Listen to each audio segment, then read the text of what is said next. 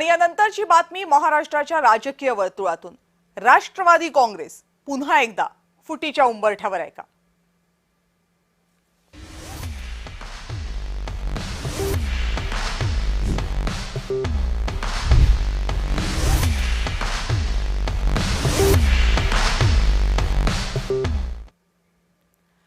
पवार गटाचे आमदार रोहित पवार यांच्या एका दाव्यामुळे राजकीय वर्तुळात खळबळ उडाली आहे।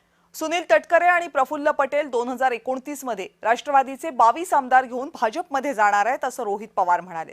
नेमकं हे सगळं प्रकरण काय आहे बघूया।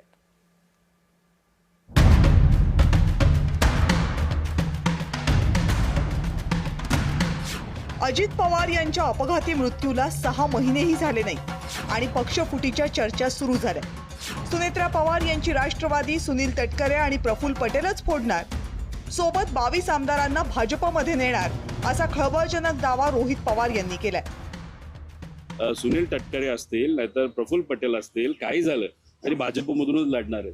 उगाच आपण इथे टाइमपास करत बसायचं कशाला? त्यांचं ठरलेलं आहे ऑलरेडी, ते ठरलेत आणि 22 आमदारांचं ठरलेलं आहे। 2029च्या आधी जी प्रक्रिया व्हायला पाहिजे होती ती आधीच झाल्यामुळे आत्ताच प्रवेश करतात, पण आता प्रवेश केला तर परत इलेक्शन होईल आणि जर परत इलेक्शन तटकरेंचं त्या ठिकाणी झालं तर ते काही निवडून येणार नाही, कारण शिंदे गटच त्यांना त्या ठिकाणी पाडेल।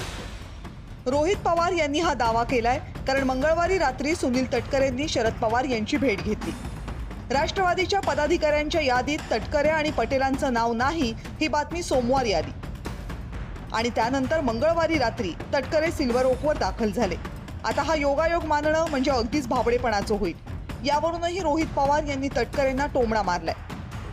कदाचित सिल्वर ओकचा चहा त्यांना आवडत असावा सुनील तटकरेंना, आणि तो जुनं कधीतरी वर्षापूर्वी चहा पिला असेल, चहा प्यायला गेले असतील आणि चहा पित असताना कदाचित त्यांना वेगळा मेसेज त्यांच्याच पक्षाच्या प्रमुखांना द्यायचा असावा। तटकरेंनी मात्र रोहित पवार यांचे हे सगळे दावे खोडून काढले। रोहित पवार यांचं मानसिक संतुलन बिघडलेलं आहे ना, ते स्वतः भारतीय जनता पक्षामध्ये जाण्यासाठी अनेक वेळा इच्छुक होते, पण बुद्धिभेद पसरण्याचा धंदा अलीकडच्या कालावधीमध्ये काय लोक करतायत तो त्यांच्याजवळ त्यांना लक्षात येईल। सुनेत्रा पवार आणि तटकरे पटेल यांच्यात तीव्र मतभेद निर्माण झालेत अशा चर्चा वारंवार होत आहेत आणि म्हणूनच रोहित पवार यांच्या दाव्यात अजिबातच तथ्य नाही असं म्हणता येणार नाही। पण 2029ची निवडणूक जर राष्ट्रवादीचे 22 आमदार भाजपमधून लढणार असतील तर मग राष्ट्रवादी काँग्रेसचं काय होणार हा महत्त्वाचा प्रश्न आहे। ब्युरो रिपोर्ट, जय महाराष्ट्र। सुनेत्रा पवार उपमुख्यमंत्री बनल्यानंतर काही दिवसांनी त्यांनी निवडणूक आयोगाला एक पत्र पाठवलं होतं।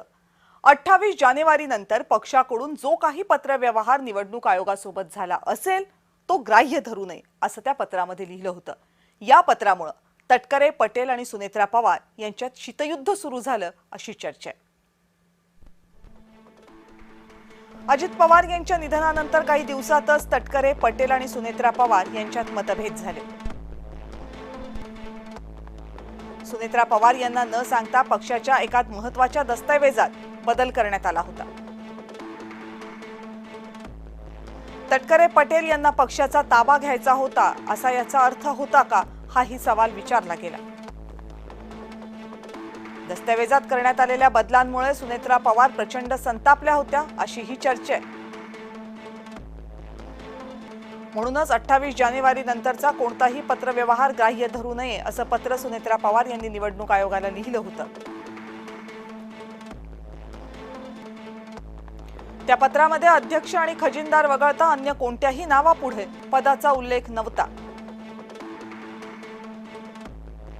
दादा गेल्यावर लगेचच त्या दस्तऐवजात बदल केल्याचा वचपा ताज्या पत्राद्वारे काढण्यात आला का असाही सवाल विचारला जातोय।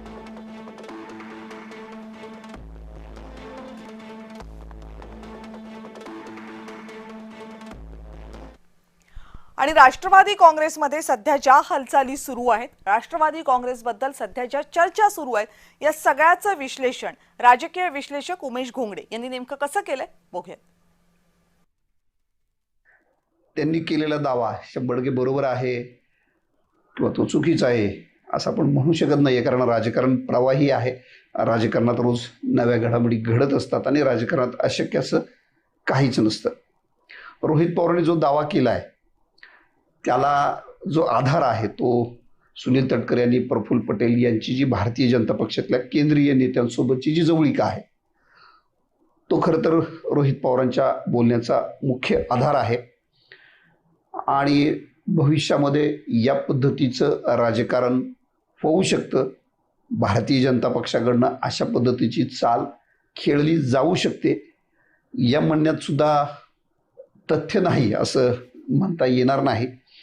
मात्र रोहित पवारांची जी काही वक्तव्य गेल्या काही महिन्यातली आपण बघितली तर अशाच पद्धतीची आहेत. खरं तर भारतीय जनता पक्ष सत्तेतला पक्ष आहे. राष्ट्रवादी काँग्रेस अजित पवार हा सुद्धा त्यांचा सहयोगी सत्तेतला पक्ष आहे. अजित पवारांच्या निधनानंतर राष्ट्रवादी काँग्रेसमध्ये बरीचशी अस्वस्थता, चलबिचल आणि नेत्यांमधले मतभेद हे किती लपवले तरी ते लपवले जात नाहीत अशी परिस्थिती आहे. सुनील तटकरे, प्रफुल्ल पटेल यांच्याकडं नेहमी संशयाच्या नजरेनं बघितलं जात आहे. खरं तर त्यांच्याकडं त्या नजरेनं बघितलं जावं याच पद्धतीची वक्तव्य त्या पक्षात नसलेल्या रोहित पवारांकडनं सातत्यानं केली जात आहेत. मूळ मुद्दा आहे, खरंच तसं होईल का? तर मी मगाशी म्हटलं तसं की राजकारणामध्ये अशक्य असं काहीच नसतं. विधानसभेच्या निवडणुकीला अद्याप 3-3.5 वर्षे आहेत. या 3-3.5 वर्षात पुला घालणं बरंच पाणी जाणार आहे. त्यामुळं 3.5 वर्षानंतर अमुकच होणार आहे असं मुळात आत्ता सांगणं हे राजकीय भविष्यवेत्यासारखं आहे. तरी पण रोहित पवारांचं हे जे काही वक्तव्य आहे ते वस्तुस्थितीच्या कुठंतरी जवळपास जाऊ शकतं. या दृष्टिकोनातून आपण त्याच्याकडं पाहिलं पाहिजे.